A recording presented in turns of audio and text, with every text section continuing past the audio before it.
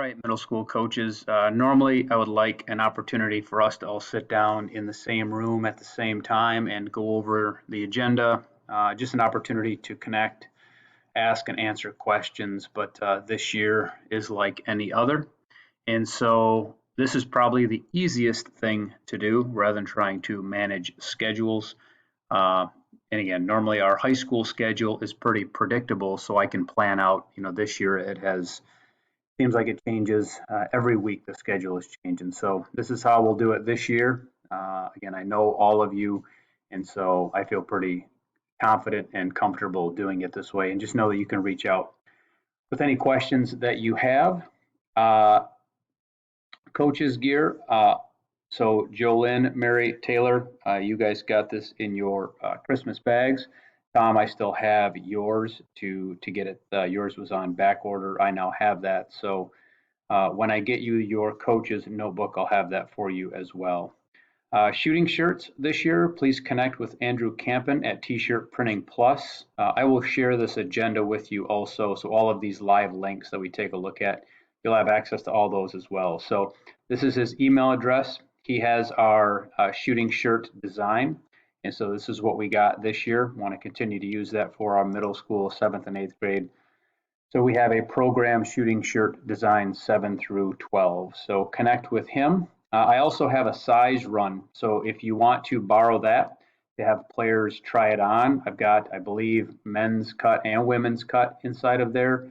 They definitely fit quite a bit different. So I can get that to you. That's not a big deal. Just simply let me know. I can get that to you. You can try those on. And then if you want to use the Sailor's Cove for any additional sweatshirts or long sleeve shirts, you're welcome to do that. I do know that Andrew's pricing, you can't beat what he does. They have a great design department. So I'll leave that up to you. The only thing that I want you to do is go with the same shooting shirt design, connect with Andrew Campen, and he will take care of that for you. Uniforms.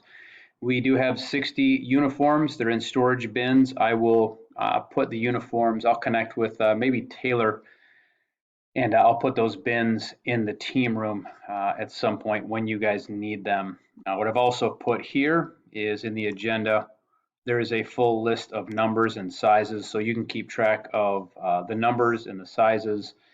And so what we have is we have a set, and that we have two of the same sets. So there's going to be two number 55s that are both 2XL. How you guys kind of divvy up those numbers. So if both of the fives end up with the 7th grade program, one on the white team, one on the blue team, it doesn't make a difference to me. But just so you kind of have an idea from a number standpoint, usually what we've done in the past is given our 8th graders an opportunity to choose numbers first. So if they want to be the same number that they were last year, they have an opportunity to do that. And then 7th grade chooses second. But I'll leave that up to you guys to figure out how you want to do that. Just make sure that you track all of the jerseys, the tops and the bottoms, collect those at the end of the season, and then just put them back in bins and have Jack store them at the end of the season.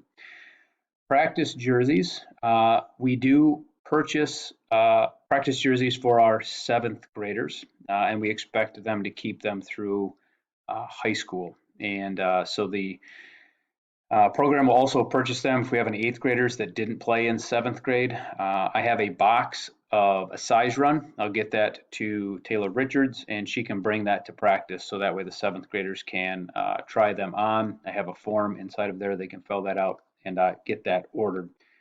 There's also a bin of old practice jerseys. Once tryouts are done, I will throw them in the team room. I believe they're in a red or blue bin. And those are good for kids that don't have a reversible jersey, maybe even the entire 7th grade program. Let them use it for the time being. That way they have a white side, blue side. And then once the practice jerseys come in that they get to keep, then you can swap them out. And that way we always have from year to year, we have some practice jerseys that we can use in the meantime. For balls, we've got 2 locking racks. Each of those have 16 balls in them. Taylor and Tom, I will get you guys a key for that this week. Try to get it Monday, and again, just make sure that you are diligent about keeping track of those balls, keeping track of everything that's in there. We've done a pretty good job the last 5 or 6 years, really, of kind of building that. I think that our middle school program probably has better balls than some high school programs do, definitely from a quantity standpoint. The only thing you'll probably want to do is I'm not sure how much air those balls have in them. So I'll put them back in the team room, but they probably haven't been checked since the end of last year when they were put in storage. So that may be something that you want to take a look at, getting that taken care of. Maybe connect with Jack to see what we have as far as a ball pump is concerned. But we'll have those both in the team room back there. You'll want to connect with Jack and see if we can't see if you guys need a key to get back in that team room as well to keep that locked up. Fundraising this year, we normally have the middle school piggyback on our high school raffle that we do. We're not going to be doing that this year without fans. It's way too complicated. The season is way too compact. So we may end up trying to do something to get our middle school kids involved with fundraising. It helps to pay for the 7th grade practice jerseys. It also helps for our 8th graders going to be freshmen to for any of the summer opportunities that they have. So right now, still unsure of that. May try to do something, but may not as well. As far as tryouts are concerned, we obviously have the white team and the blue team. Kind of the suggestion for you, and I'm not going to micromanage this. I'm going to let you guys, completely decide what you want to do and how you want to do it, as long as coaches are on the same page and agreement. What we've kind of traditionally done is identified from a guard standpoint who that number 4 or number 5 guard is, and would it benefit them from getting more time on the blue team and not playing behind guard 1, 2, and 3. Same thing from a post standpoint. The post, identifying who might be that 3rd or 4th best post, and who would benefit from not playing behind 1 and 2. I think it's also important, to ask players on day one if there's anybody that wants to be on the blue team. And so if you're trying to identify that player, maybe they've already made that decision for you because they want to play on the B team and get a little bit more time. So I'll let you guys decide. You're always welcome to ask me. I know all of the 8th grade players. I don't want to get involved with that if you don't want me to, but I'm also be more than happy to take a phone call or answer any questions that you have. Don't know the 7th grade players quite as well, but happy to help kind of bounce ideas. Just make sure that you have some way of tracking or recording the data from tryouts. That way, if we have a parent that wants to know why their daughter was cut, we have that information. They want to know why their daughter made the blue team, we have some of that data. So we want to make sure that we have something. What that something is, I'll completely leave it up to you. I also like to do a tryout questionnaire. Both Taylor and Tom, I put it in your notebooks, I believe. Mary and Jolene, that's something that you've had for a couple of years. I like to provide a tryout questionnaire to players on day one. They bring that home and then bring it back to tryouts on day 2. And that just helps to give me some idea of where the players think they are. Also, on that tryout grades, I like to know how they are as a student, what role they play. Just gives me an idea of who they are. So going into day 3, when you have to make some decisions, you have some of that information to take a look at. If you do have to cut players, make sure that you do that face to face or in a letter. Either are perfectly fine. Just make sure that we're not posting a list for players to find out that way. And I will try to be available during tryouts, looking at having these split into 2 separate times for 7th and 8th grade. We do have our first game on Tuesday. I just don't know how feasible that is this year. So I will try to. I'm just not sure exactly how much I'm going to be able to be there at the beginning. Like I said, with the schedules as crazy as they are and changing so much. Normally I can plan ahead and rearrange my practice times.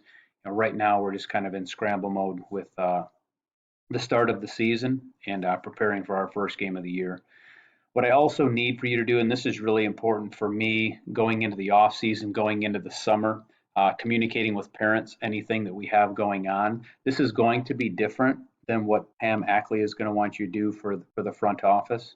But this Google Sheet link with all of our middle school roster information, this is extremely important to me. So probably not something that you are going to be using often, but really something important that we use from a program standpoint. And we do this seventh grade through varsity. It all looks exactly the same. So it becomes very easy to share information with a coach. So our eighth grade white team, what number, first name, last name, if they have a phone, what their phone number is, parent name, phone number, and email, and then also address is important. So I don't need this within the first week, but I definitely need this before the end of the season. Want to have this get filled out. So please make sure that you're uh, diligent with that as well. I appreciate that. Coach's notebook, Jolynn, Mary, this is something that you guys got a couple years ago. Taylor has hers. Tom, I'll get you yours soon.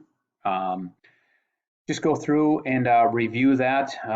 There are really no updates. I'm going to provide in this same email that I'm going to send out with this video, with this meeting agenda, an installation guide. So what we want to make sure that we are covered at both the seventh and the eighth grade level, both our defensive numbers. So 11 will be our man-to-man, 21 is going to be our 2-3 zone.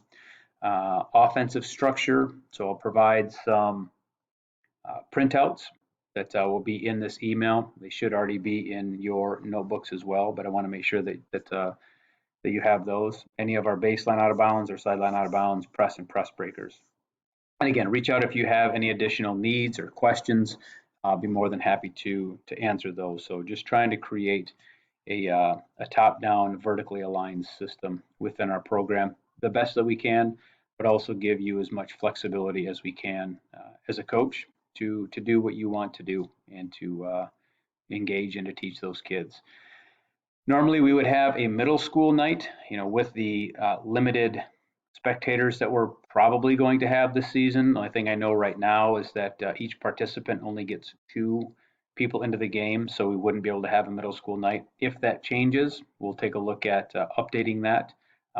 Just not expecting to have a middle school night this year. If you want to use film, we do have a huddle account for middle school. I'll be more than happy to add you to it. If you want to film your games, if you want to watch film with your kids, as a middle school coach for 8 years, it was definitely something that I like to do. It's just an interest of mine. So I think getting kids an opportunity to see themselves on film is extremely valuable for them. Less about scouting reports and breaking down opponents, but more for kids to see what they look like on film.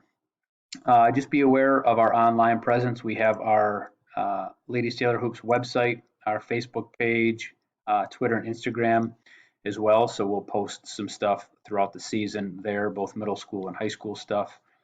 Let me know if you have any equipment needs. Jack should be getting you a scorebook. If you need a whiteboard, let me know. Whistle, let me know. I'm going to take a look and see how many of the electronic whistles we still have left at the high school, and I can provide those to you if that's something that you want. Not sure what the team room looks like right now, but that is available to you guys this season. I also have a portable speaker. If that's something that you would like to use throughout the season, just let me know. I can get that to you, and then you can keep track of that. Again, if there is anything else throughout the season that I can help you with, I'll try to get to as many games as I can. With us having games on Tuesday, Thursday, Saturday, almost 3 games a week for a 6-week season, and every practice is also going to be looking at what we had from the day before and preparing for our next opponent. It is going to be fast and furious. So I will try to get to as much as I possibly can. This year, probably more than any other year, it's going to be quite a bit more limited, but I want to try to provide as much support as I can to you as middle school coaches, and I appreciate what you guys do. So please reach out if you have any questions. I will send everything that you need in the email not only with this video, with this agenda, and any additional attachments. So have a fantastic weekend. Good luck at trials next week, and hope to talk to you soon.